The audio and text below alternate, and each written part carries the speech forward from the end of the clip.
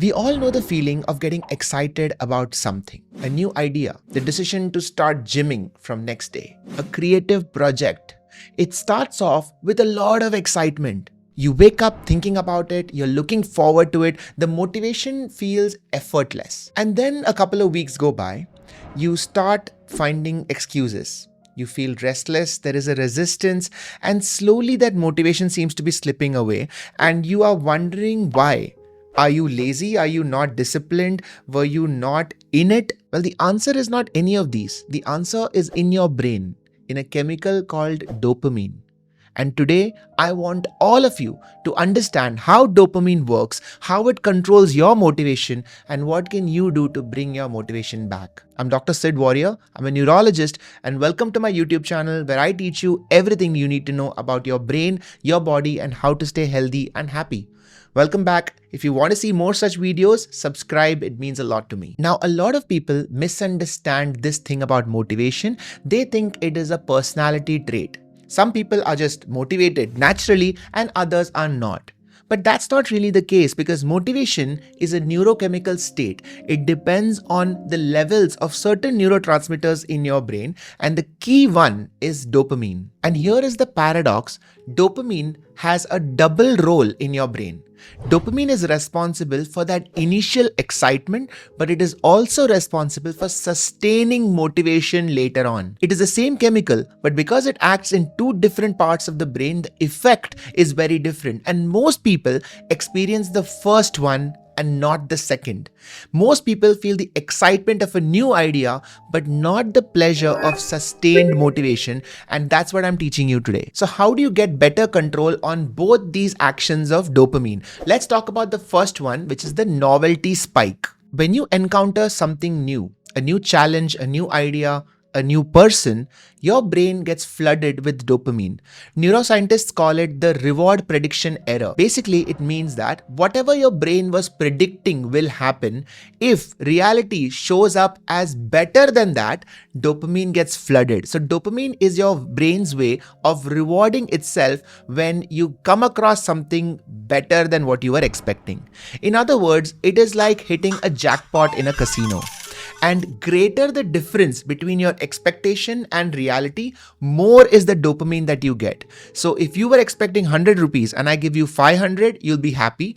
But if you were expecting 10 and I give you 10,000, you are going to be much happier because the amount of dopamine that is flooded in your brain is more. Which is why ironically, people with lower expectations might end up feeling higher spikes of dopamine if something works out for them. But after that spike of dopamine is over, something happens. Your brain recalibrates itself. It starts orienting this new reality as its expectation.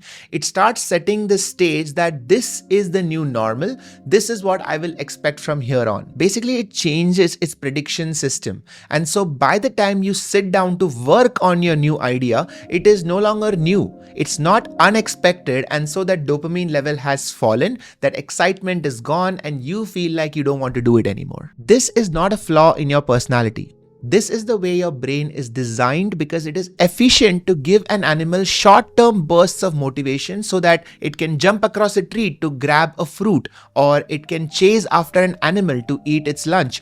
All these are short-term bursts of motivation. But for us humans, it means that any novelty-driven motivation has an expiry date because that dopamine spike will come and go, and you will be left feeling empty and lacking interest. And if this is the only kind of motivation you know, the next thing you will do is to look for a new spike of motivation, which is why people often turn towards newer things, fresh ideas. Let's try something else today. And every day will be a chase for something new, never experiencing long-term motivation. Which brings me to the second and more important aspect of dopamine, which is how it rewards progress. Neuroscience literature calls this the double shift of dopamine. Basically, think of dopamine as one of those super workers in your factory who does a day shift, goes home, changes clothes, and comes back and does a night shift. Because not only does dopamine give you initial motivation, it also rewards progress towards goals. A 2016 article published in the journal Neuron describes this in great detail. In your brain is a region called the anterior cingulate cortex, and that is constantly monitoring your progress towards the goals that you have set. And as you get closer and closer to each milestone, there is dopamine spikes in your brain rewarding you, and each dopamine spike makes the next step a little easier. And the closer you get to your goal, the more the dopamine spike and more the momentum. And you'll notice how this is completely different from the novelty-driven spike that comes when a new idea comes along. This is about long-term planning, reaching towards a goal. It is about progress. And this is the long-term motivation that we need to unlock. So the critical difference between these two actions of dopamine is one allows you to start, the other allows you to sustain. So the real question is, how do you transition from the novelty-driven motivation to the progress-driven motivation? There are 3 things that you should do. Number 1, make your progress visible.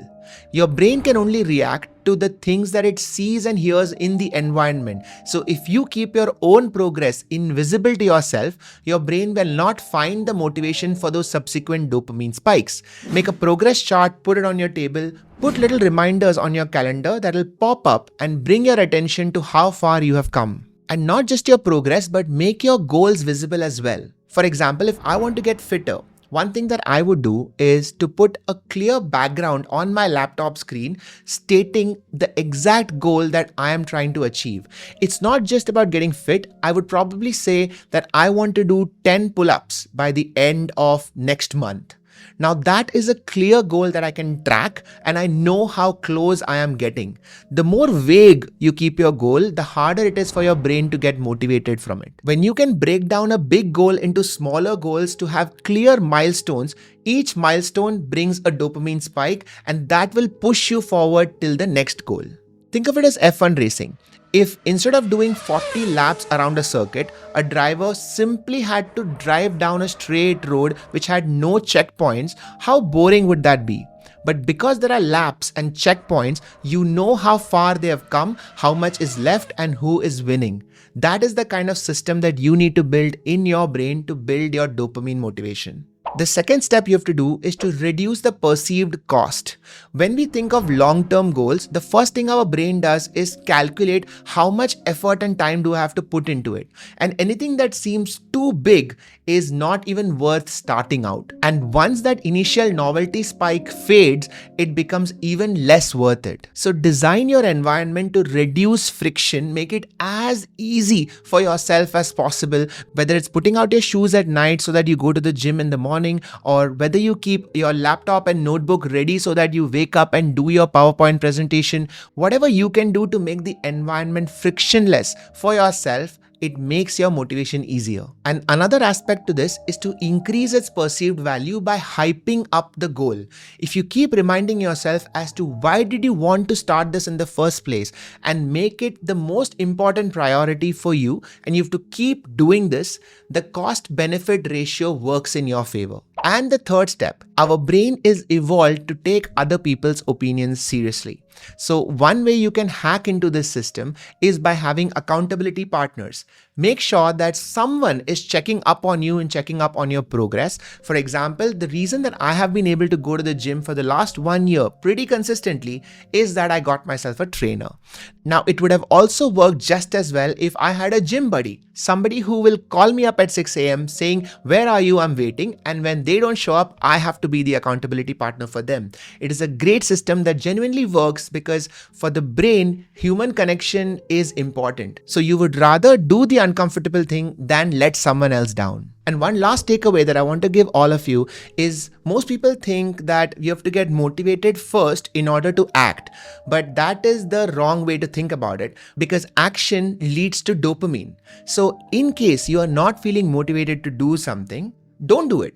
but just start moving. Start clenching and unclenching your hands, start moving your hands back and forth, get out of your chair and just walk around the room for 5 minutes and then ask yourself, are you feeling motivated now? And there is a chance that 5 minutes ago you didn't feel like doing anything, but now you'll feel, I think I feel more motivated now. Let's do this. So remember the two actions of dopamine, the initial novelty spike and the long-term progress motivation. And I hope this video helps you transition from the first to the second. If you like this video, hit the like button, subscribe to my channel. Again, it does mean a lot to me and I hope to reach 1 million subscribers really soon. That is my long-term motivation for continuing this channel and teaching you all these cool neuroscience stuff. If you want to learn more neuroscience, I have a workshop link below. Check it out. I'm sure you'll learn a lot. It's called Basics of Neuroscience. As always, thank you so much for being a part of this YouTube channel. I love you all. I'll see you in the next one.